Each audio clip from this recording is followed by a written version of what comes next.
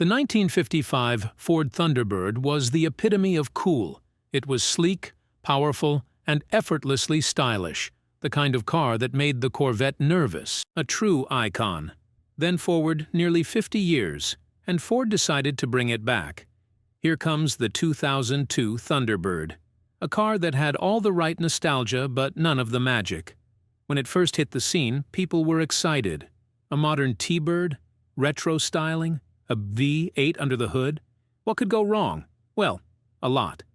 Instead of being a bold reinvention, the 2002 Thunderbird became a midlife crisis on wheels.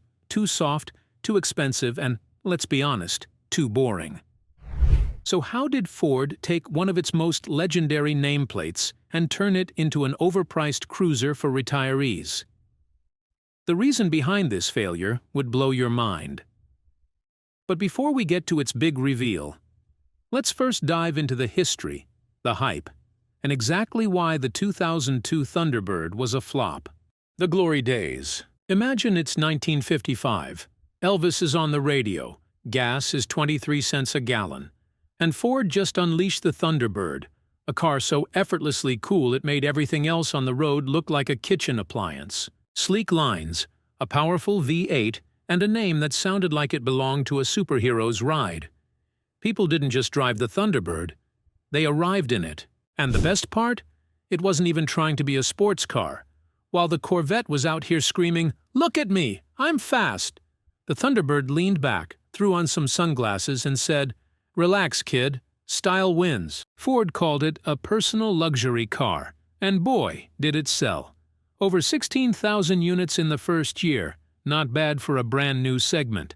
It was the kind of car that made you feel like a movie star, even if your actual job was selling insurance. And people loved it. The V8 growl, the convertible top, the way it made you look 10 times cooler than you actually were. It was effortless, iconic, and everything a car should be. But then something happened. Ford got greedy. They thought, hey, why stop at cool when we can add more? And in the following decades, they took this sleek, stylish masterpiece and turned it into, well, something else entirely. The Thunderbird went from being James Dean in a leather jacket to your dad in cargo shorts and socks with sandals. So how did Ford take something so perfect and slowly run it into the ground? The Thunderbird's decline. The 1955 Thunderbird was cool. Then Ford did what Ford does best. They messed with perfection. By the 1960s, someone at Ford had a brilliant idea. You know what this two-seater sports luxury masterpiece needs? More seats, more weight, and, while we're at it, let's make it bigger than a boat. And just like that, the Thunderbird went from a cool cruiser to something your dad would take to a PTA meeting. By the 1970s, things got worse. The once sleek and sporty Thunderbird turned into a bloated land yacht, longer than a football field, heavier than your uncle after Thanksgiving. And in case that wasn't tragic enough, they dropped the convertible. A Thunderbird without a drop top? That's like a rock band without a guitar. Then came the 1980s and 90s, and Ford decided, you know what? Let's just make it a regular old sedan. And that was it. The Thunderbird, once a car that turned heads, was now a rental lot reject. Sales dropped. Enthusiasm died. And by 1997, Ford finally put the poor thing out of its misery. But wait, this isn't where the story ends. Because Ford, in all its wisdom, thought, hey, what if we brought it back? And in 2002, they did. It had the looks. It had the hype. But did it have the magic? Spoiler alert, no. The 2002 Thunderbird. By the late 1990s, nostalgia was big business. The VW Beetle came back. The Mini Cooper was making a return. Even the Ford Mustang was cashing in on retro vibes. So Ford thought, hey, let's bring back the Thunderbird. People loved it before. They'll love it again. And on paper, it should have worked. The 2002 Thunderbird had a classic-inspired design, a V8 engine, and a name that carried serious history. Ford hyped it up like it was the second coming of Elvis. The media ate it up. Motor Trend even named it Car of the Year. Sounds great, right? Well, not so fast. Because the second people actually drove it, the hype collapsed like a bad soufflé. Let's start with the performance.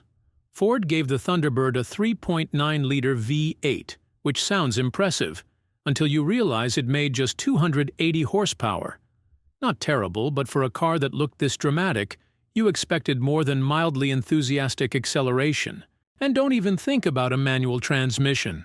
This thing was automatic only.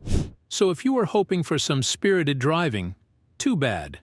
This car was built for smooth, slow cruising, which is great if you're driving along the beach, but not if you actually wanted fun.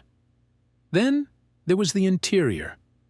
Oh boy, for a car that cost $40,000, or $52,000 in today's money, you'd think Ford would give you a luxurious cabin.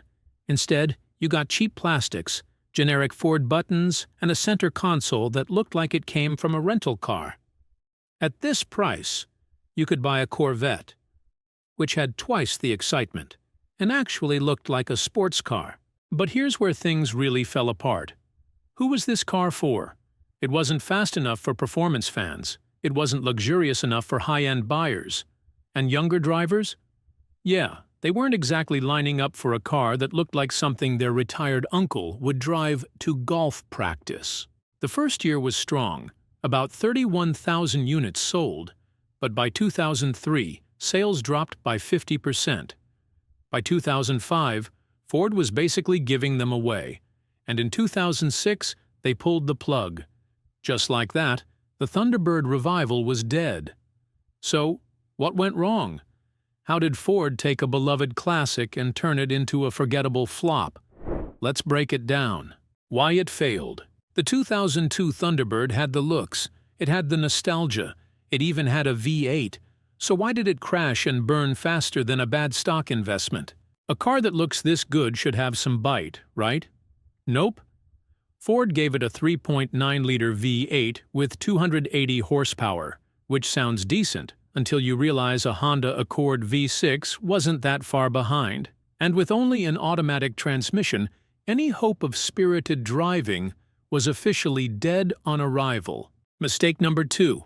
It was overpriced. Ford expected people to drop $40,000 on a car that drove like a soft, sleepy cruiser. For that price, you could get a Corvette, a BMW Z4, or a Porsche Boxster, cars that weren't just for looking cool but actually feeling cool behind the wheel. Mistake number 3. The interior was a joke. The outside? Stunning. The inside? Rental car chic. Plastic buttons from a Ford Taurus, cheap materials, and a center console that felt embarrassingly low budget for a supposed luxury roadster. If you're charging premium prices, you cannot give people an interior that screams cost-cutting. Mistake number 4. Who was it even for? Performance car fans hated it. Luxury car buyers ignored it. Younger drivers laughed at it. The only ones who bought it? Grandparents who wanted to relive the 1950s. But guess what? That's a small market. Once they bought theirs, sales nosedived. By 2006, Ford had no choice.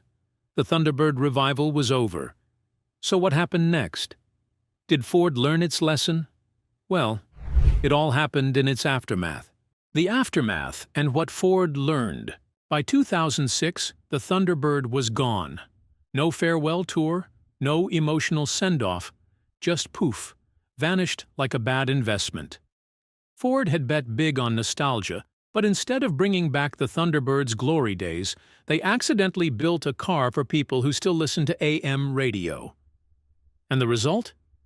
A spectacular sales collapse. In its first year, they sold 31,000 units. By the second year, half that. By 2005, Ford could barely give them away.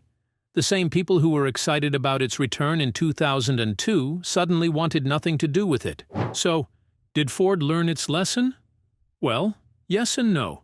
They never tried bringing the Thunderbird back again, which, considering how bad this revival flopped, was probably a smart move. But here's the wild part. While Ford completely failed with the Thunderbird, they nailed it with another legendary comeback, the 2005 Ford GT. One was an instant icon, the other, a midlife crisis in car form. And that's the thing. When Ford respects its history and builds something truly exciting, they win. When they try to cash in on nostalgia without the substance to back it up, well, you get the 2002 Thunderbird. And when a car fails to excite, inspire, or even justify its own existence, well, history tends to forget it. Some legends live forever. Others get one shot at redemption and blow it. So where does the Thunderbird belong? The Thunderbird had everything it needed to succeed: a legendary name, a sleek design, and a shot at redemption. But Ford played it too safe. And in the car world, safe is just another word for forgettable. So here we are, nearly 20 years later, and Ford hasn't even whispered about bringing it back. No prototypes, no concepts, nothing. It's like they pretended this whole thing never happened. And honestly, that's probably for the best. Because in the end, the Thunderbird's legacy isn't just about its glory days. It's also a cautionary tale, proof that slapping a legendary badge on a car doesn't automatically make it great. But Ford isn't the only automaker with a wild story. Imagine a race car so fast, so dangerous, and so unstoppable that it literally got people murdered. Sounds insane? Oh, it was. Check out the next video and find out Toyota's darkest kept secret.